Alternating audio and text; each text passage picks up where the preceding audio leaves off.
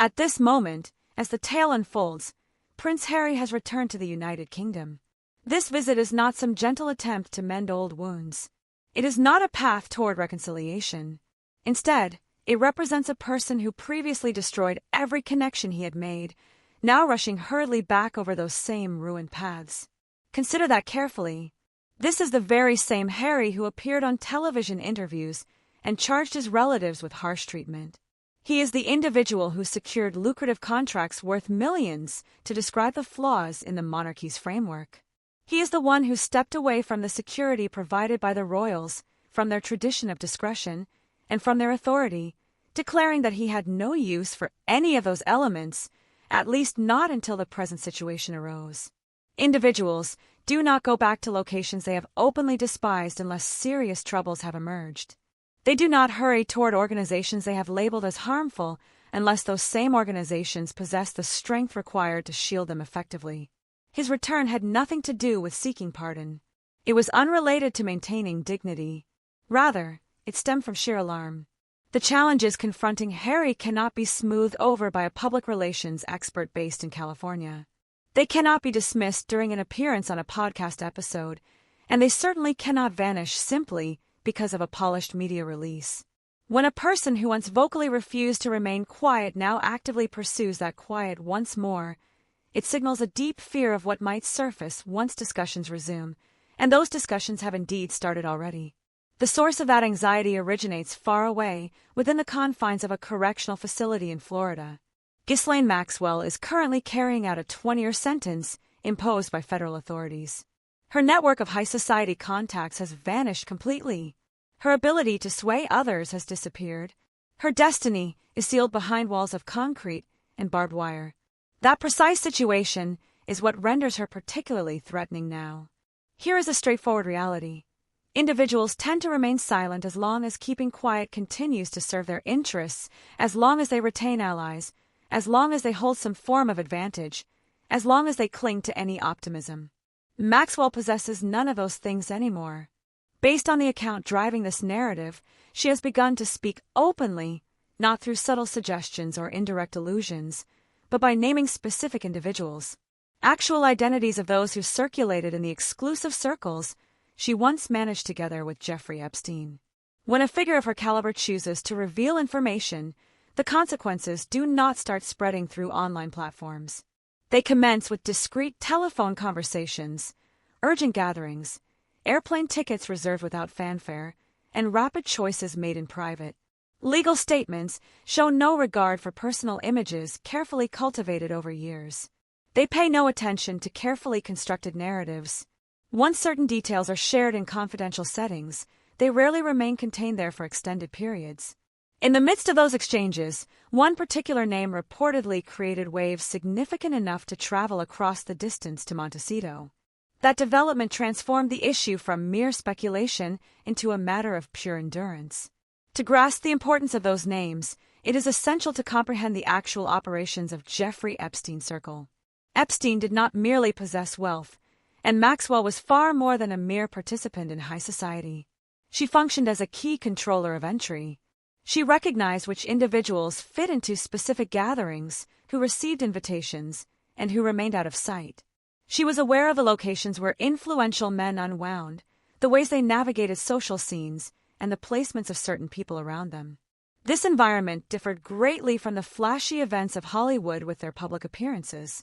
It involved subdued influence exercised in secluded areas. There were no photographers present, no devices capturing audio or video, no documents leaving traces. That is precisely why mere closeness carries weight. Not every person in those settings engaged in wrongdoing, but simply attending men observing events, listening to conversations, detecting recurring behaviors, and recollections do not fade merely because years have gone by. They linger patiently. During the periods when wrongdoing was taking place, various individuals passed through those spaces without facing any accusations themselves, yet they were physically there. In the realm of law, that presence alone can sometimes prompt inquiries. That describes the type of network Ghislaine Maxwell assisted in creating. An environment that appeared elegant and appealing from the exterior while harboring risks within. A setup where keeping quiet safeguarded authority for many years. Now, however, that quiet no longer provides any rewards. On the exterior, Soho House appears quite innocent. It features attractive interiors, dim illumination, imaginative individuals enjoying beverages while acting as though they are not building professional connections. It positions itself as an exclusive venue for creators in art, cinema, and design. That is the version presented in promotional materials. In reality, Soho House fulfilled another role altogether. It acted as a discreet link, a subtle pathway connecting spheres that typically do not intersect publicly. The entertainment industry encountered the world of banking. Recently acquired fortunes mingled with established authority.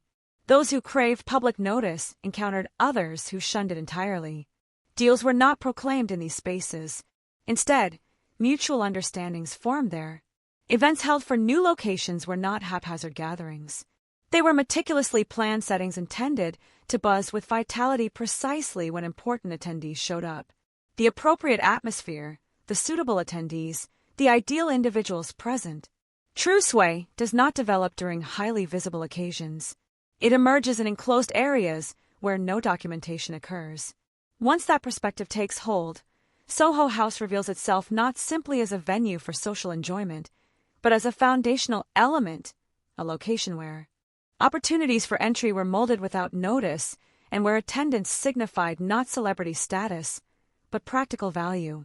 That linking pathway holds significance because when different spheres begin to intersect, they do not necessarily remain distinct afterward. Prior to appearances on palace terraces and dominating news cycles, Meghan Markle navigated through that linking pathway.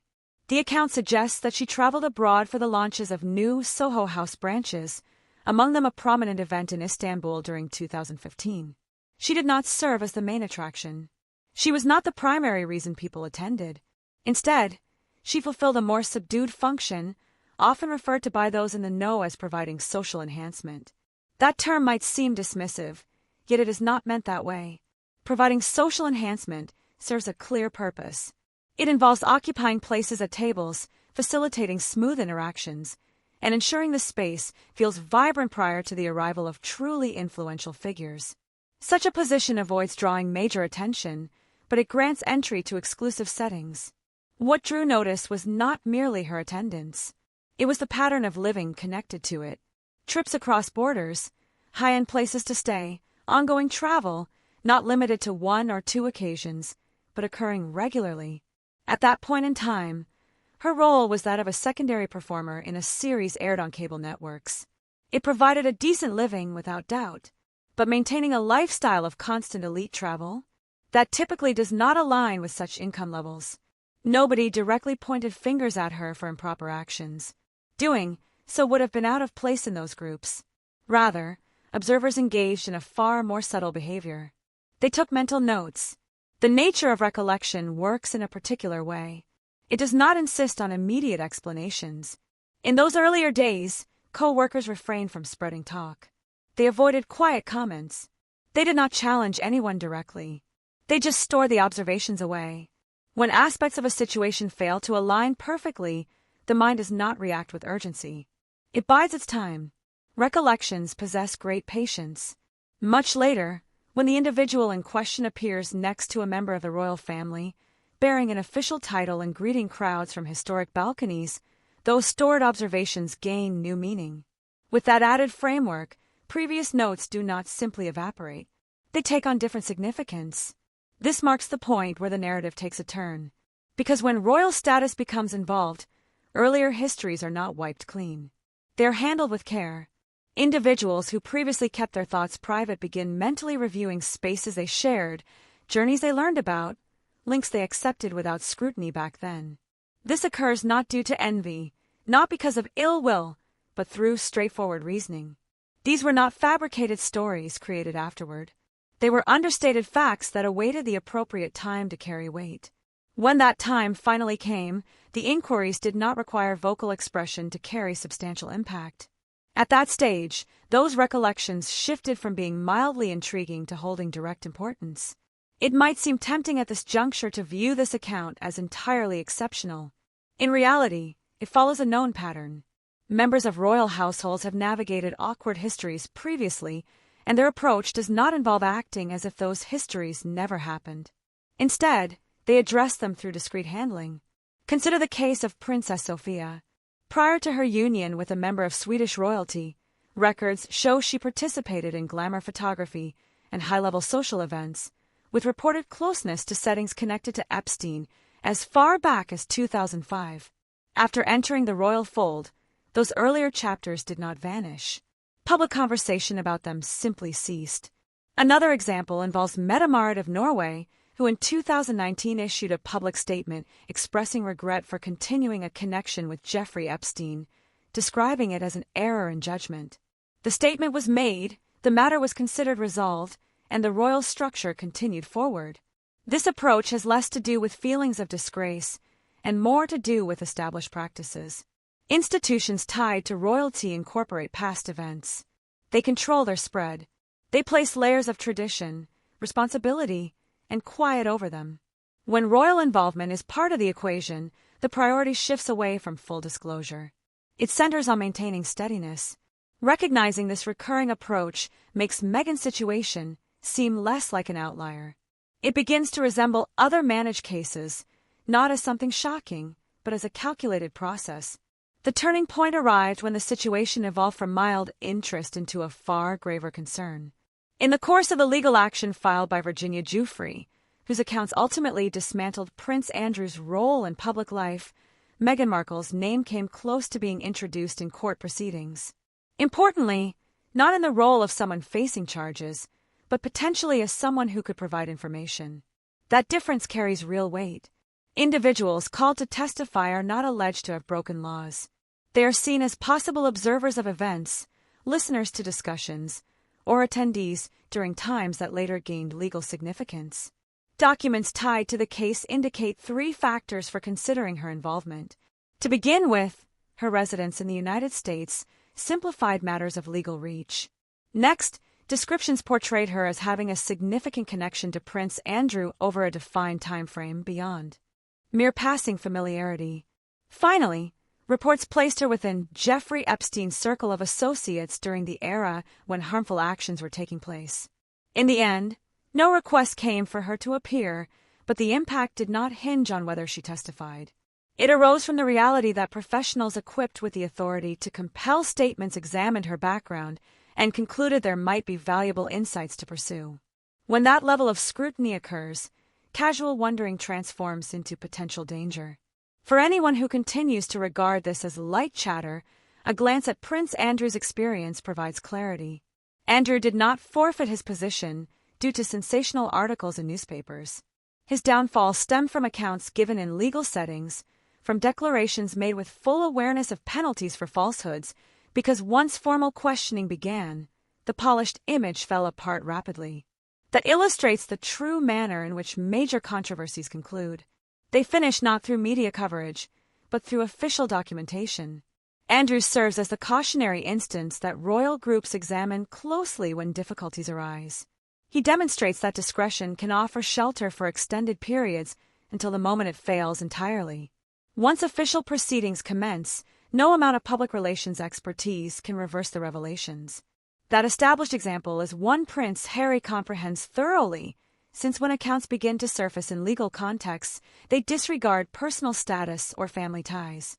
At that stage, alarm becomes not an overreaction, but a reasonable response. This leads directly back to the situation involving Prince Harry. His trip to the United Kingdom was not motivated by a desire for absolution. It did not stem from fond memories of the past.